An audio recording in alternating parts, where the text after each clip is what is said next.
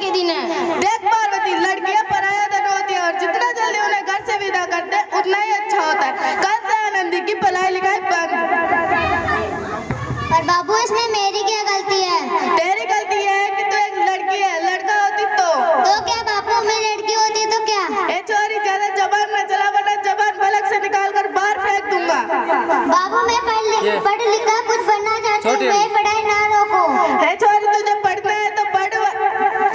आनंदी, तुझे पढ़ना तो पढ़, सारी जिंदगी बाप की छाती पर बोझ बंद करना बेट। अभी तो मेरी उम्र पढ़ाई लिखाई किया, मुझे पढ़ लिख कर डॉक्टर बनना है। पढ़ाई तो तेरी किताबों काम तमाम करके ही रहूंगा। नहीं बाबू मैं काटो मत छोरी। बाबू, तुमने इन किताबों को नहीं, तुमने मेरी किस्मत फाड़ दी, मेरी किस्मत। ये कॉपी और किताबें है ना, लड़कों के हाथ में अच्छी लगती है, सिर्फ लड़कियों के हाथ में तो सिर्फ मेहंदी अच्छी लगती है, सिर्फ मेहंदी। लड़की हो तो क्या हुआ, लड़का और लड़कियां मैं दोनों को के समान होते हैं। चुप कर आनंदी, और ये एहसान मान की तू अभी तक जिंदा है। कहीं बचपन में ही तेरा गला दबाकर मार न दिया होता तो तेरी ये बकबक नहीं सुननी पड़ती आज। बाबू मुझे चूल्हा जलाना अच्छा नहीं लगता। देख आनंदी, तुझे जितना जल्दी हो तू चूल्हा जलाना सीख ले। और हाँ, तेरा विवाह होके रहेगा, वो भी कल की कल। मुझे माफ कर दे बेटी, मुझे माफ कर दे। तेरी बापू की जिद के आगे मेरी एक ना चली। मुझे माफ कर दे बेटी, मुझे माफ कर दे।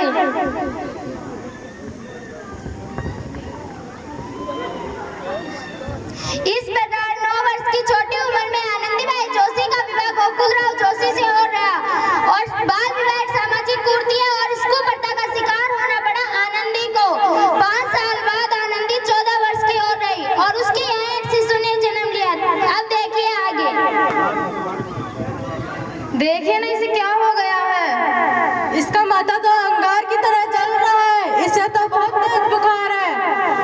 माधव माधव, जल्दी से वैद्य जी को बुला के लाओ। जी बुला के लाता हूँ। क्या कर रही हो आनंदी तुम? भगवान की विभूति लगा रही हूँ इसे। ये सब अंधविश्वास है आनंदी।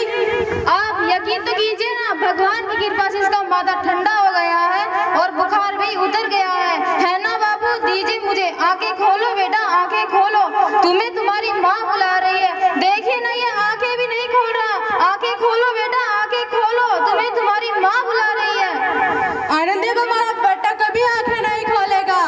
मेरे बेटे को मुझसे कोई नहीं छीन सकता, कोई नहीं छीन सकता। आनंदी, बंद करो ये पागलपन।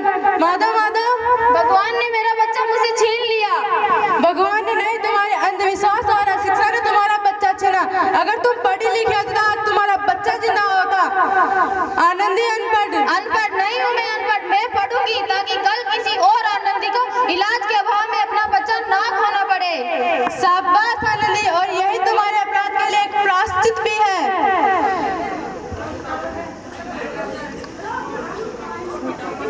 आनंदी, आनंद, तुम्हारी 12वीं कक्षा का परिणाम आ गया है। तुमने पूरे कॉलेज में प्रथम स्थान पर अर्जित हुई हो।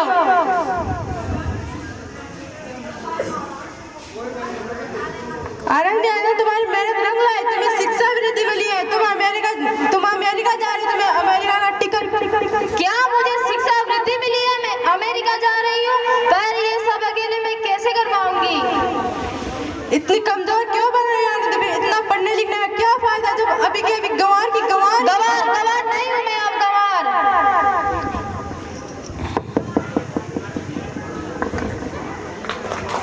इस प्रकार आनंदी 7 अप्रैल 1883 को अमेरिका के लिए रवाना हुई और 3 साल बाद उन्होंने डॉक्टर ऑफ मेडिसिन की उपाधि प्राप्त कर ली। इधर आनंदी के पिता की तबीयत बहुत खराब है। अब देखिए आगे। लगता है मेरा जाने का समय आ गया, मैं नहीं बचूंगा। ऐसा मत बोलिए, शहर के सिटी अस्पताल में डिग्री लेकर कोई बड़ा डॉक्टर है, एक बार वहाँ चलकर दिखा लेते हैं। हाँ सही कहा भैया, कम से कम दिल को शांति तो मिल जाएगी। हाँ चलो, जल्दी चलो।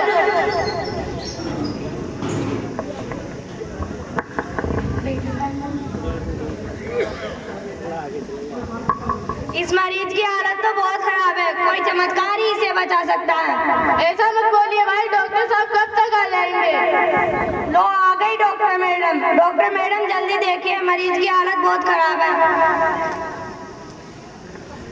अब आप बिल्कुल ठीक हो, मौत के मुंह से बचाया है डॉक्टर मैडम ने आपको। डॉक्टर साहब ने मुझे बचा लिया, मुझे डॉक्टर साहब से मिलना है। डॉक्टर साहब नहीं, डॉक्टर मैडम बोलो, उन्होंने ही तुम्हें जीवन दान दिया है। लो आ गई डॉक्टर मैडम।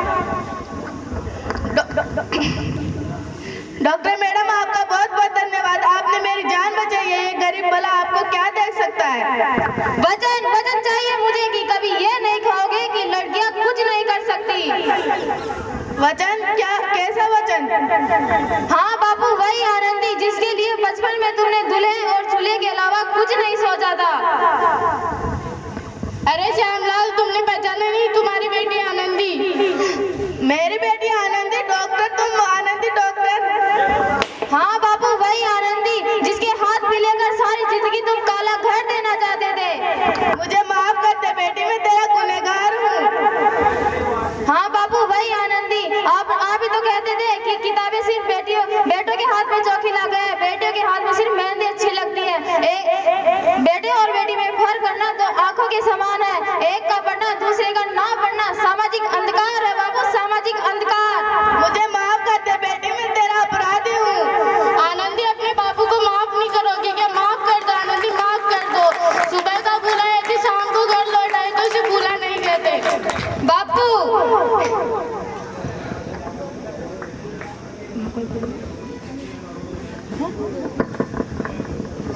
इस